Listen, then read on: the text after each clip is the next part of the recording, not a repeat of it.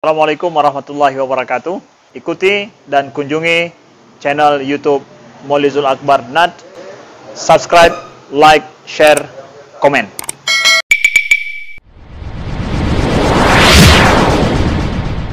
Jemaah melakukan Allah, perkara yang muhlik atau membinasakan yang kedua kata Rasulullah, ini masih dalam satu hadis. Berikutnya adalah wahawa mutabba',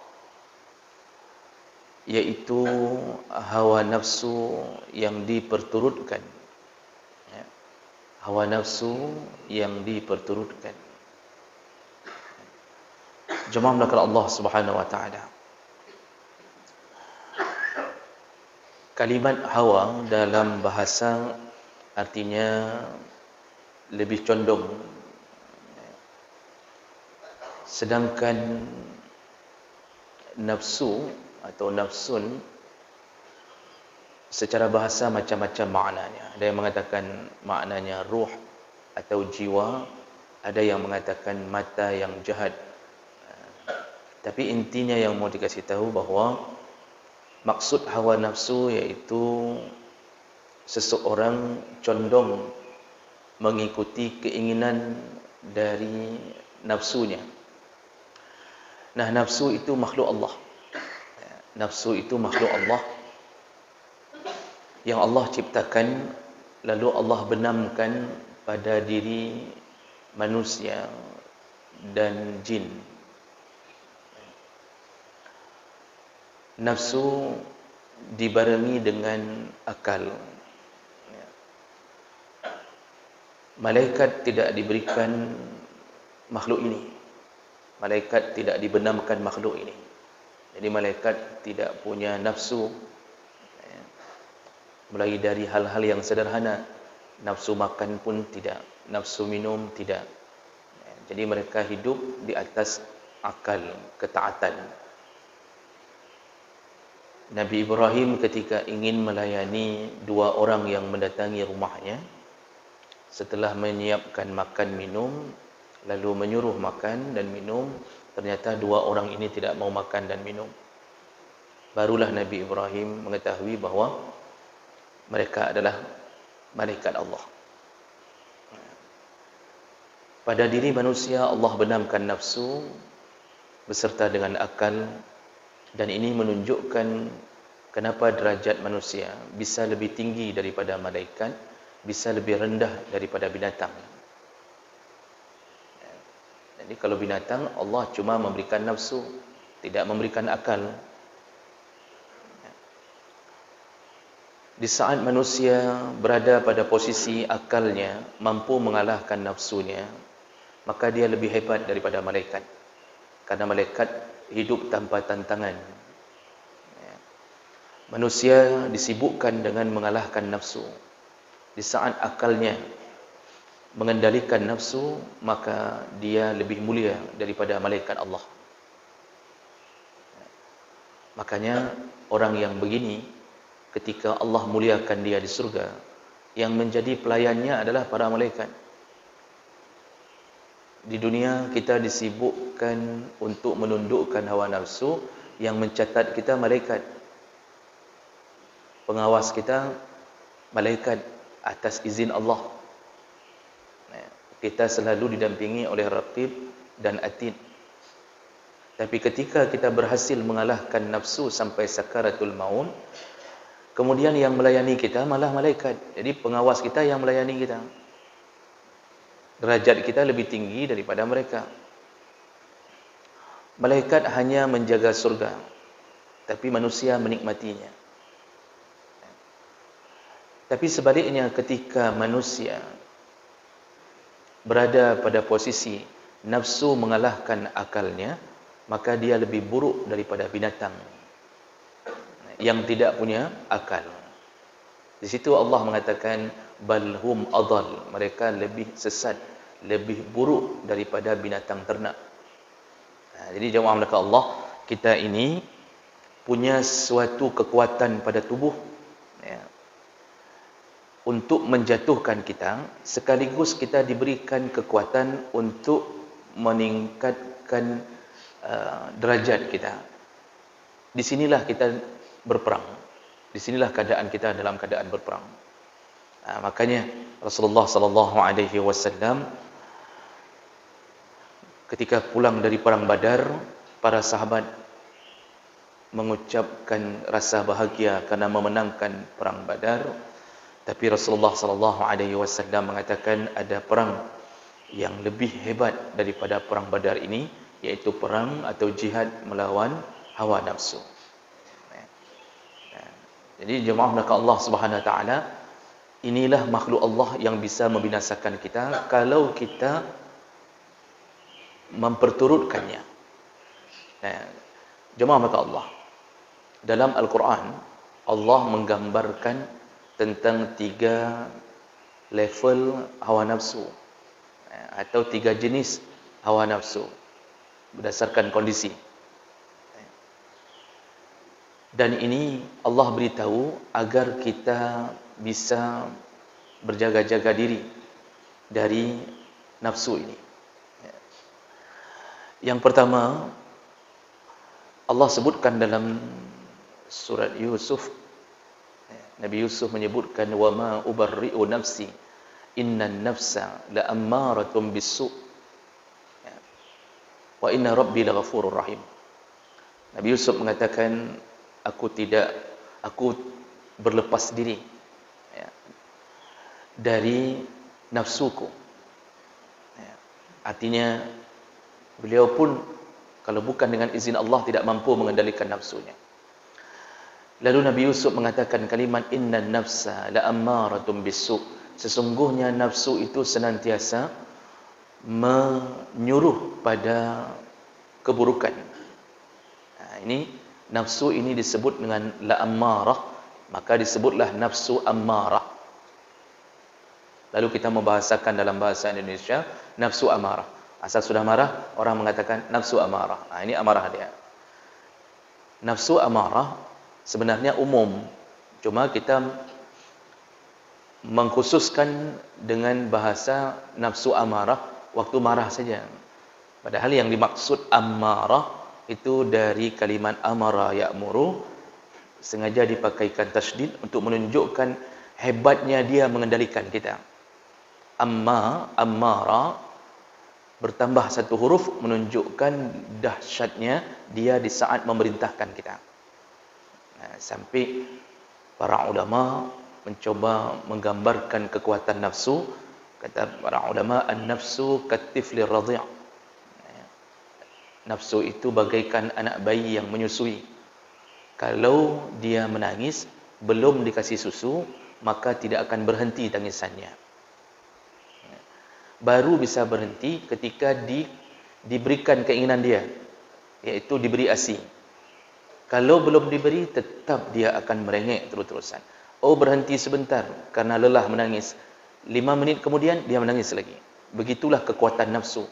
Dia akan terus-terusan sampai kita memperturutkan apa yang dia inginkan.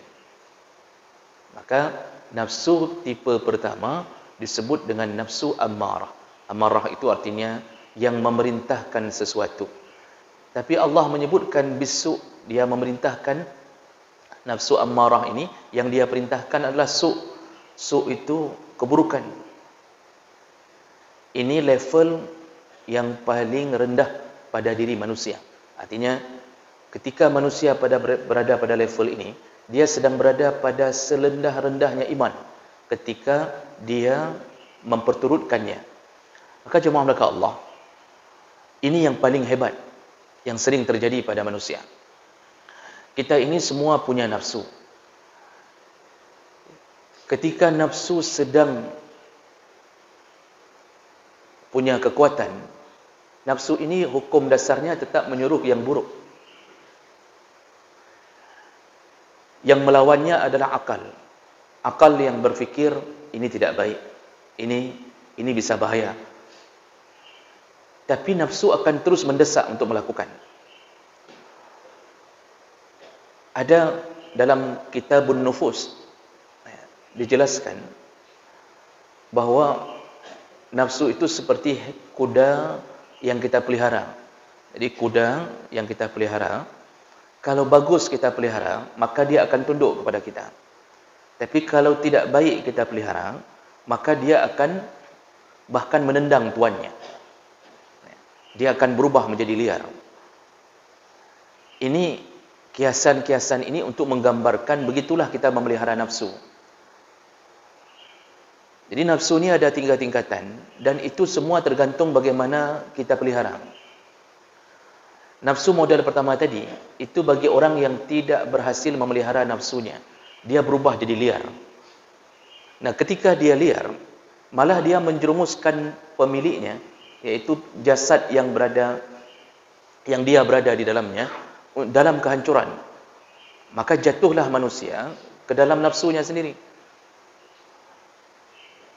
Nabi Yusuf ketika mengeluarkan kalimat itu, dia ingin menggambarkan bahawa di ujung kalimat tadi, inna rabbi laghafurur rahim, sesungguhnya Tuhanku lah yang maha pengampun, maha penyayang. Artinya Allah lah yang mengampunkannya, Allah lah yang menyayanginya. Karena ketika nafsu yang ada pada Nabi Yusuf sedang menyuruh Yusuf alaihi salam untuk berzina dengan Zulaikha, itu nafsu itu liar. Dia terus berbisik. Berbisik, lihatlah Zulaikha begitu cantiknya, begitu seksinya. Itu nafsu itu mulai berbisik, dan itu menyiksa hati. Di situ Nabi Yusuf lari, padahal dia tahu pintu terkunci. Dia sudah lihat tadi Zulaikha mengunci pintu, tapi dia terus berlari ke arah pintu. Dia berharap larinya itu untuk memohon pertolongan dari Allah. Artinya dia tahu dia tidak mungkin keluar dari pintu itu, tapi larinya dia itu berharap Allah menolongnya. Begitu kuatnya nafsu, seorang nabi pun ketika nafsu itu sedang menguasai, nafsu amarah itu sedang menguasai, nabi pun hanya bisa pasrah dengan pertolongan Allah. Maka jemaah, maka Allah Subhanahu wa taala, nafsu amarah ini berada pada 2 perkara. Kalau bukan menyuruh meninggalkan perintah, maka dia menyuruh untuk melakukan larangan. Dia berada pada 2 perkara. Kadang-kadang dia suruh untuk meninggalkan perintah. Ada orang tahu bahawa perintah salat wajib. Apalagi kita orang Aceh. Dari kecil diajarkan akidah, diajarkan fikih, salat itu wajib. Dosa besar yang tidak salat. Tapi kenapa hari ini banyak orang Aceh tidak salat? Bukan karena tidak tahu, tapi kalah oleh suruhan nafsu amarah. Dia tahu salat subuh wajib, tapi ketika azan, sayup-sayup dia dengarkan di telinganya, dia memilih, akalnya berbisik, bangunlah, karena salat subuh itu menyelamatkan kamu. Dan banyak hadis-hadis yang mengatakan itu. Ya, sampai Rasulullah mengatakan, man shalla salatal bardain dakhala al-jannah. Barang siapa yang menjaga 2 salat yang dingin, maka dia jamin surga. Mana 2 salat yang dingin? Yaitu salat asar dan salat subuh. Salat asar dingin karena baru turunnya terik matahari. Salat subuh dingin karena dinginnya malam. Orang susahnya salat asar karena merasa kelelahan. Dan orang susahnya salat subuh karena harus menahan dingin malam, sehingga dia lebih memilih tidur. Di situ nafsu berbisik, jangan bangun. Dan nafsu dibantu oleh syaitan. Jadi partner nafsu itu syaitan. Syaitan tahu dalam diri kita itu ada satu kekuatan yang dia bisa tunggangi. Begitu dia menunggangi nafsu, kerjasama antara syaitan dan nafsu, disitulah orang jatuh. Rasulullah menggambarkan syaitan akan menyampaikan kepada telinga manusia, lailan tawila, malam masih panjang. Haju, matang panjang. Jeddah bacut tu. Bisa sedikit lagi kita tidur, tenang saja. Nah, ini bisikan syaitan. Nafsu mendukung, nafsu menambahinya. Tidak perlu bangun. Inilah nafsu amarah. Maka banyak orang yang tidak bangun untuk salat subuh. Kita yang sudah bangun, bukan bermakna kita hebat, tapi kita diizinkan Allah untuk mengalahkan hawa nafsu. Kalau Allah tidak mengizinkan kita, maka sungguh kita pun termasuk golongan yang tidak salat subuh. Maka yang harus kita syukuri di saat Allah masih beri kekuatan melawan hawa nafsu. Nyokan karena tanya hebat, Tapi karena Allah yang membuat kita mampu melakukannya. Begitu azan, atau bahkan yang belum azan, 4:30 sudah siap.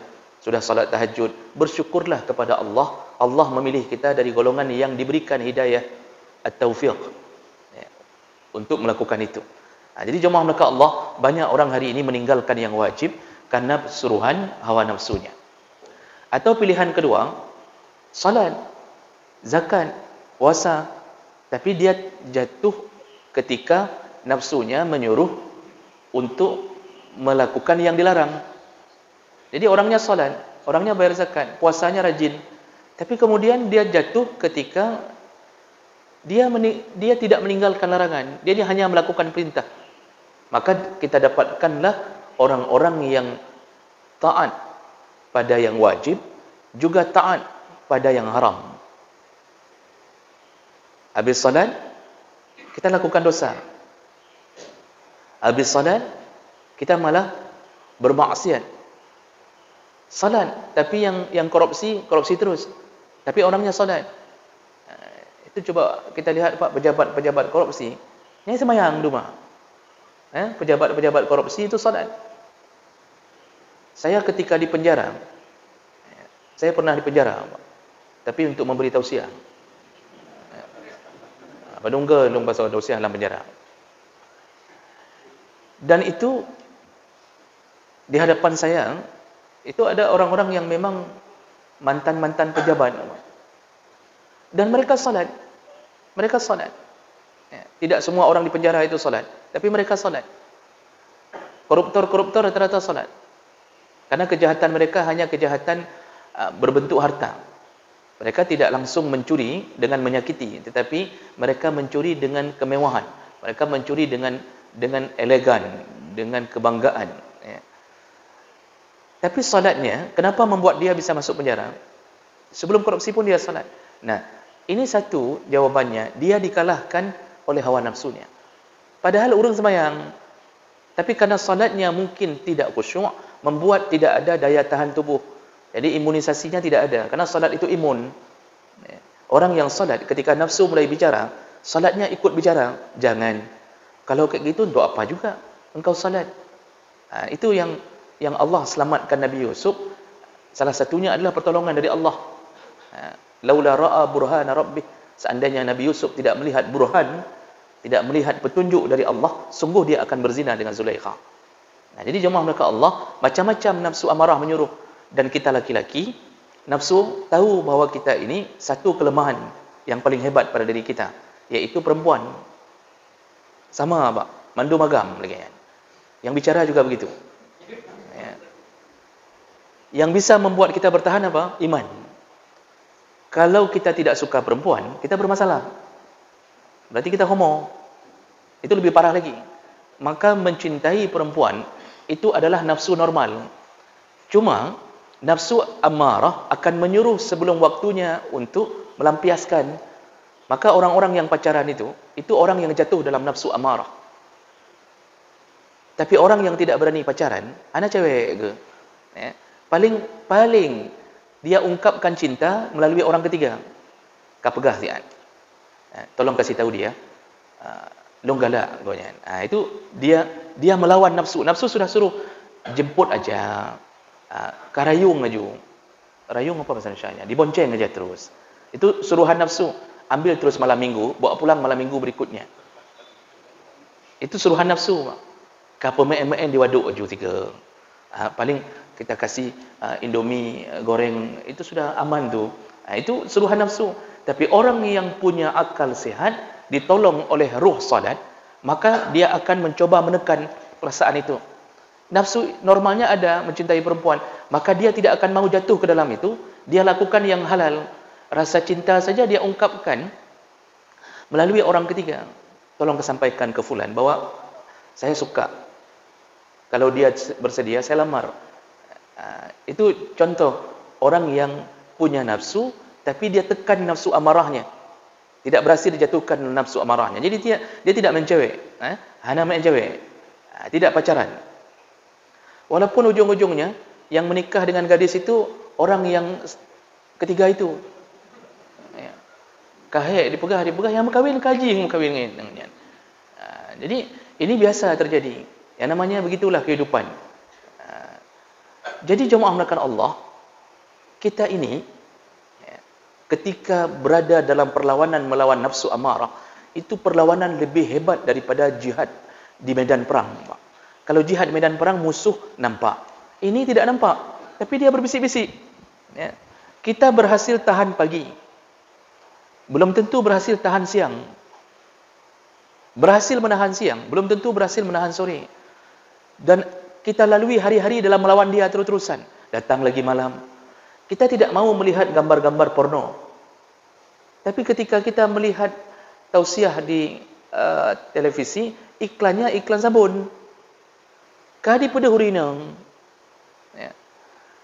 Di situ nafsu bicara. Kan? Lihat. Kita laki-laki normal, yang normal pasti akan berfikir, ya Allah, kadi lah hurinang. Anai pakai baju lah. Contohnya begitu. Nafsu amarah menekan lagi. Di situ kita butuh perlawanan. Paling kurang kita pindahkan channel dulu. Waktu iklan kita pindahkan channelnya. Lalu kita baru balik lagi nanti ketika selesai iklan. Nah, model-model begini, inilah nafsu yang kita lawan.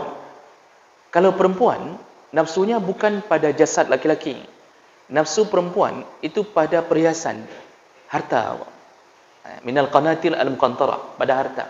Maka perempuan sanggup menahan diri.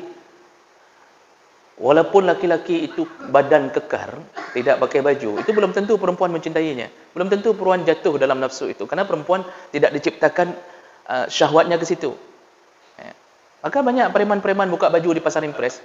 Enggak ada ibu-ibu yang jatuh sampai menghanguk-hanguk mengingat, "Kapan lu buka baju?" Malah luat dia. Jijik. Banyak perempuan melihat, kok luat dia denging.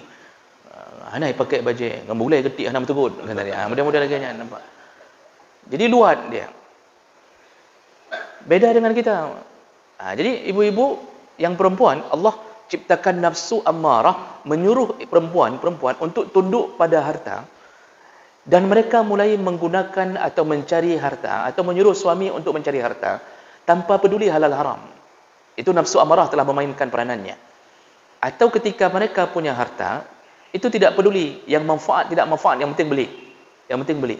Makanya wajar kalau kita dapatkan perempuan yang kira-kira banyak barang tidak bermanfaat tapi bergelantungan di rumah. Tas saja, tas jinjing, itu sampai 6 macam. Tapi enggak pernah dijinjing, hanya kegalak-galak saja. Satu tas 300.000, 300.000. Maka hidup perempuan dalam dunia harta. Maka dia tidak peduli dengan jasad suaminya. Ya, mau kurus, mau gemuk, yang penting dompet berisi. Ya, makanya anak baik tahan, waktu dembun baik tahan. Ketika kita gemuk enggak usah terlalu gelisah, yang penting ada isi dompet aman. Dan jarang pun isteri yang menasihati bahawa nak pepijut draw bacun, manlung tu luar keceri, enggak ada. Tidak ada perempuan yang minta cerai dari suaminya yang mungkin kulitnya hitam atau gemuk, tidak ada. Kenapa? Yang penting peng nah. Drone hana nak bepu, yang penting peng nah. Makanya kadang-kadang perempuan jatuh ke nafsu amarah ketika dia berani minta cerai dari suaminya, di saat harta suaminya tidak mampu untuk memuaskan nafsunya. Padahal suami sudah cari nafkah. 20.000 dibawa pulang tiap hari, Pak. Ada. Sudah di wing becak, dia keliling Luk Semawe, hari itu jatahnya 20.000. Ketika pulang, isteri yang menundukkan nafsu amarahnya, dia akan mengatakan, alhamdulillah, masih Allah beri. Di tempat lain ada yang tidak makan. Itu isteri yang menundukkan hawa nafsu. Tapi isteri yang ditundukkan oleh hawa nafsu, dia akan mengatakan, 20.000 ya tak kena puak. Menyotik urau lagi nyoh, hai kemudik beli dengan roh ni. Kalau tiap hari kayak gini, saya enggak sanggup lagi hidup dengan abang kayak gini. Masa 20.000? Abang fikir bisa hidup 20.000? Sudah mulai. Terus panas. Nah, akhirnya, ni cerai lu. Ceraikan saya. Di situ dia telah jatuh pada hawa nafsunya. Dan disitulah Allah melaknat semua mereka yang jatuh dalam keinginan hawa nafsunya. Maka bapa dan ibu melakukan Allah, kita butuh perlawanan. Ya. Bagaimana cara melawannya?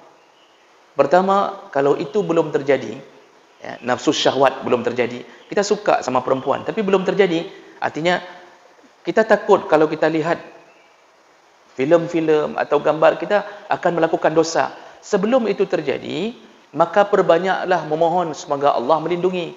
Maka doa-doa itu dimohon untuk melindungi. Salah satunya, sering-sering ucapkan Rabbana la tuzigh qulubana ba'da iz hadaitana. Ya Allah, jangan balikkan lagi hati kami setelah Engkau memberi hidayah kepada kami. Kita sudah dapat hidayah, hidayatul irsyad. Kita sudah berada dalam garis Islam. Tapi ya Allah, mohonlah setelah Engkau memberi hidayah itu, jangan biarkan kami terjebak kembali ke dalam maksiat. Jangan biarkan kami dalam maksiat. Kita apa Pak? Kalau bukan Allah tolong, kita tidak sanggup. Tak sanggup. Berat dah dengan maksiatnya Pak. Oh, kita sanggup tahan model perempuan. Kita tidak sanggup tahan model yang lain. Ya. Kita juga keinginan untuk harta ada. Seperti jatuh dalam dunia riba. Itu nafsu. Padahal kita bisa bertahan untuk tinggal di rumah sewa. Tapi nafsu membisikkan. Mungkin lagi waju-waju. Mungkin kita hidup kayak gini terus-terusan. Rumah sewa terus-terusan. Kita harus cari rumah baru. Dibisikkan nafsu. Masuk saja ke dunia riba. Datangi saja bank konvensional. Pinjam saja sama rentenir. Itu nafsu. Maka bermohonlah kepada Allah. Habis salat, kapanpun ucapkan Rabbana la tuzigh qulubana. Ya Allah, baiknya perbalik hati kamu ya Allah. Setelah Engkau memberi hidayah kepada kami. Allah yang tolong. Yang kedua, sebelum itu terjadi, untuk para laki-laki apa kata Allah? Kalau dia belum mendapatkan isteri atau yang sudah beristeri, nafsu syahwat laki-laki kerana paling hebat pada perempuan, maka Allah menyuruh perbanyak puasa. Kata Rasulullah, man istata'a minkumul ba'ah falyatazawwaj. Barang siapa di antara kamu yang sudah waktunya untuk menikah, nafsu kuat, uang ada, maka segeralah. Jangan tunda, jangan tunggu dilamar. Ini laki-laki jangan tunggu dilamar, melamarlah. Ini ada yang nunggu, hana nak kahwin rona, hana sogala gelung. Ya, perempuan mana berani melamar kita, Pak? Mungkin dia sedang menunggu, mudah-mudahan abang itu melamar saya. Tapi kita pun tidak bergerak. Kita tunggu dilamar oleh perempuan itu, pajan teruk dilamar kita. Akhirnya dia milik orang lain, kita tidak milik siapapun. Maka cuma melakukan Allah, apa kata Rasulullah? Untuk menahan nafsu syahwat, kalau yang sudah punya uang, menikahlah segera. Yang belum punya kemampuan harta, takut menzalimi anak orang. Setelah berkahwin, mungkin kita belum sanggup atau kemampuan harta, bertahanlah, kata Rasulullah, dengan cara apa? Berpuasalah. Berpuasalah. Sering-sering puasa. Puasa Senin Kamis, puasa Nabi Daud. Karena puasa itu melemahkan nafsu. Puasa itu melemahkan nafsu. Ada keinginan, tapi tidak sanggup. Makanya coba lihat pelajaran dari Ramadan. Kenapa maksiat berkurang? Karena nafsu ditekan oleh puasa. Kita waktu bulan puasa, berdiri di lampu merah pun, karena sedang puasa, itu enggak sanggup terlalu kuat melirik kiri kanan. Tapi kalau enggak puasa, mata jelalatan. Mata lirik, lagak kena, lagak kedih. Ini semua terjadi karena kita tidak dilemahkan. Maka puasa jalan keluar. Ini contoh barang, melemahkan hawa nafsu. Dan kalau sudah pada puncaknya nafsu terjadi, puncak terjadi, ini sudah mau berzina ni, dalam pikiran kepenuh, ini mau berzina. Di saat itu kita benar-benar butuh kekuatan, yaitu kekuatan dari Allah. Lakukanlah sesuatu yang mengalahkan total nafsu di saat itu. Apa caranya? Fikirkanlah tentang akibat daripada itu. Menyo dan berzina, neraka. Sempat mati sedang berzina, langsung neraka. Itu yang harus ada dalam pikiran. Inilah akal. Akal mulai mengajak berfikir. Kalau kita perturutkan berzina, yang harus difikirkan, kalau sempat mati setelah berzina atau sedang berzina, sempat mati sedang berzina, apa yang terjadi? Pasti neraka. Di situ biasanya kita bisa kalahkan. Maka banyak kisah-kisah orang saleh di masa tabi'in disebutkan dalam kisah orang saleh, seorang pemuda yang dijebak oleh seorang pelacur, lalu kemudian ditutup pintu kamar, lalu pelacur itu menelanjangkan diri, kemudian dia mengatakan kepada pemuda itu, kalau engkau tidak mau berzina denganku, aku akan berteriak keluar bahwa engkau memperkosa aku. Laki-laki itu bingung, mau lari salah, tidak lari salah. Tapi dia juga ada keinginan. Dan dia cara mengalahkan nafsunya, dia bermohon, baik, kata laki-laki ini, tapi aku mohon izin, biarkan aku membersihkan diri dulu di toilet, ke kamar mandi. Dan ketika di kamar mandi, dia memaksa diri untuk mengeluarkan hajatnya. Itu air. Dan kemudian dia ambil airnya, dia labur di badannya. Ya. Ini kisah yang saya baca di kitab. Dia ambil taiknya, dia labur. Labur apa bahasa Indonesianya? Dia lumuri. Terima kasih Pak. Ya. Dia lumuri, Pak. Dia taruh di badannya, dia pek-pek di mukanya. Pek-pek. Dia pek-pek begitu, Pak. Lalu dia baru keluar. Dia katakan, aku sudah siap. Mari kita berzina. Langsung perempuan itu yang tidak siap lagi. Kamu beek, ke segala macam. Mana ada?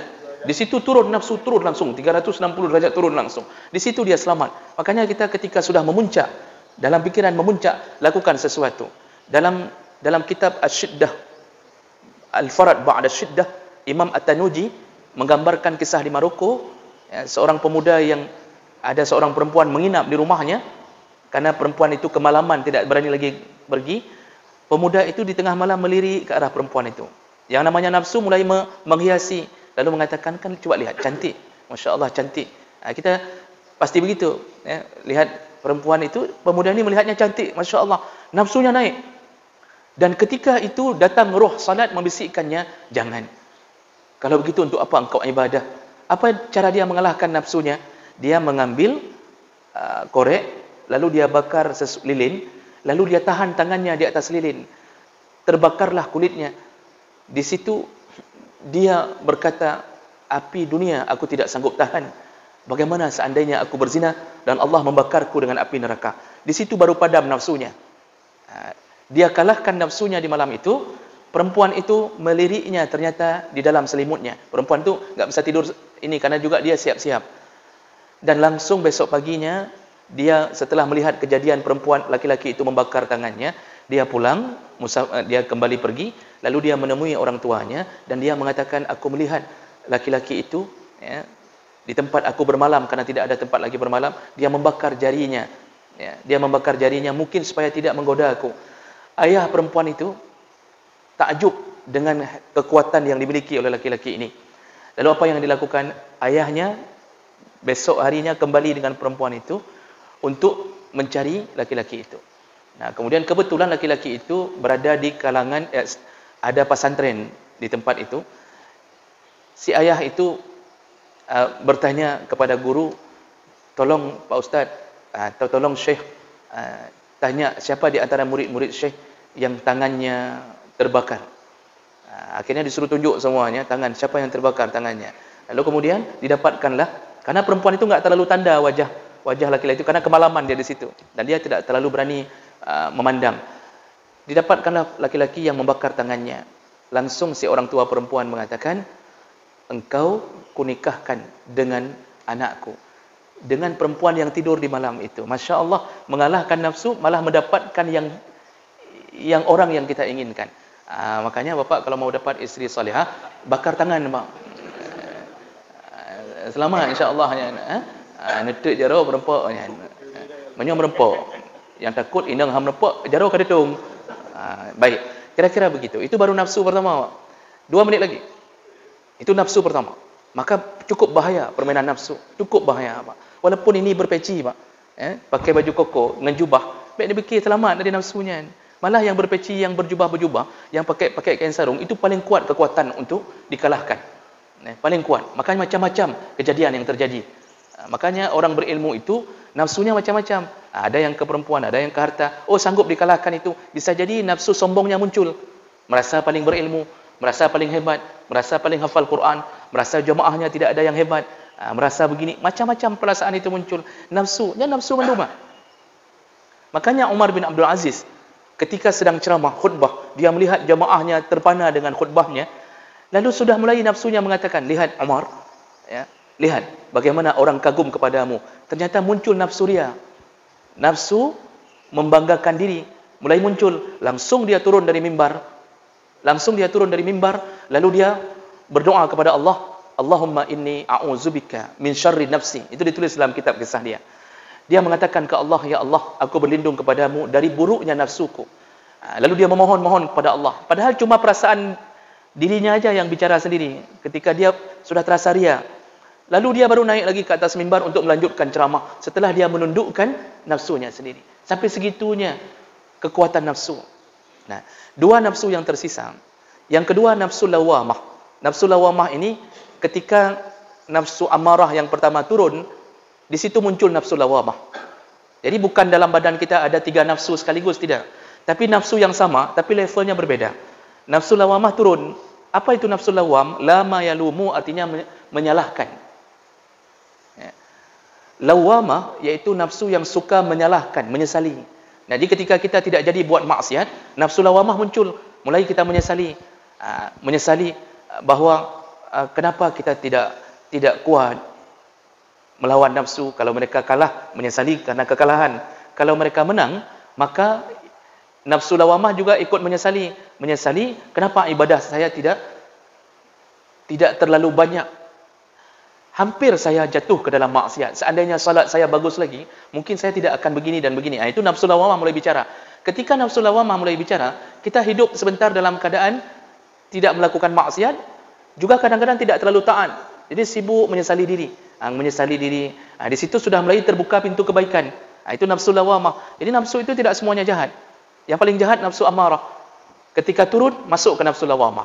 Ketika nafsu lawamah sudah netral, ini kita sudah menyadari dirinya. Long waktu muda, anak sembahyang.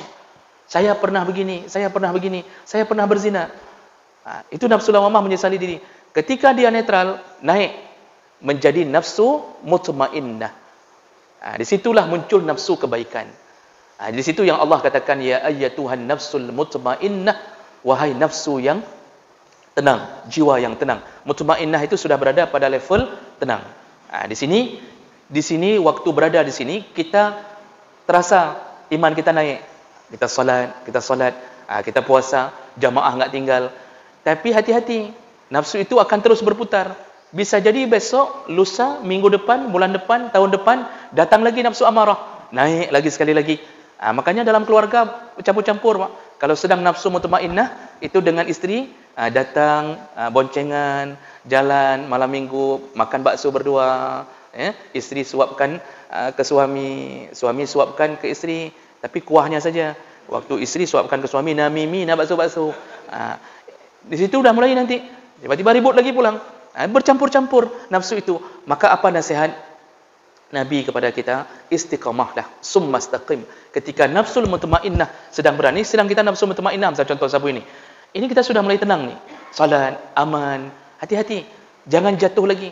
Maka jangan pancing-pancing keluarnya nafsu amarah. HP di tangan anak kita, itu memancing nafsu amarah. Kita Pak, aman nih. Begitu pulang pegang HP, itu gambar porno. Yang rencana tadi kita sedang tenang, tiba-tiba terbisik. Makanya, jangan melangkah ke maksiat dengan memancing atau ada fasilitas yang menjadi fasilitas maksiat. Jangan. Makanya, WA dengan yang bukan mahram itu fasilitas menuju ke nafsu amarah. Kita sudah punya istri. Jangan lembut-lembut kali dengan istri orang. Yang istri pun jangan lembut-lembut kali dengan suami orang. Karena itu memancing nafsu amarah muncul lagi. Nanti minta nomor. Istri sendiri dia enggak tahu nomornya berapa. Dia tanya, nomor HP Urinang badum, Pak? Enggak tahu. Oh, saya enggak hafal. Nomor HP Ibu fulan yang di kantor, dia hafalnya, Pak. Dia sudah mulai ni memancing nafsu amarah. Malam WA, apa kabar? Assalamualaikum, sehat? Sudah salat tahajud? Salatlah. Sudah suruh salat, dia enggak salat. Sama istri sendiri enggak pernah dibangunkan. Hai Dinda, dah sembahyang tahajud malamnya. Enggak ada itu.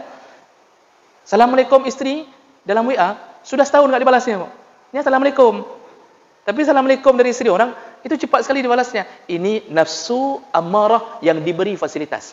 Ujung-ujungnya selingkuh. Ini contoh barang. Makanya, simpulan kita pada subuh hari ini,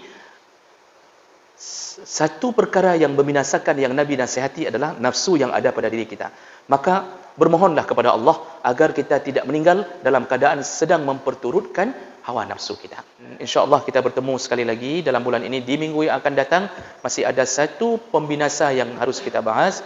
Semoga yang hadir Allah telah catatkan pahala dan semoga Allah mengumpulkan kita kembali di dalam surganya. Amin ya rabbal alamin. Subhanakallahumma bihamdik asyhadu an la ilaha illa anta astaghfiruka wa atubu ilaik. Wassalamualaikum warahmatullahi wabarakatuh.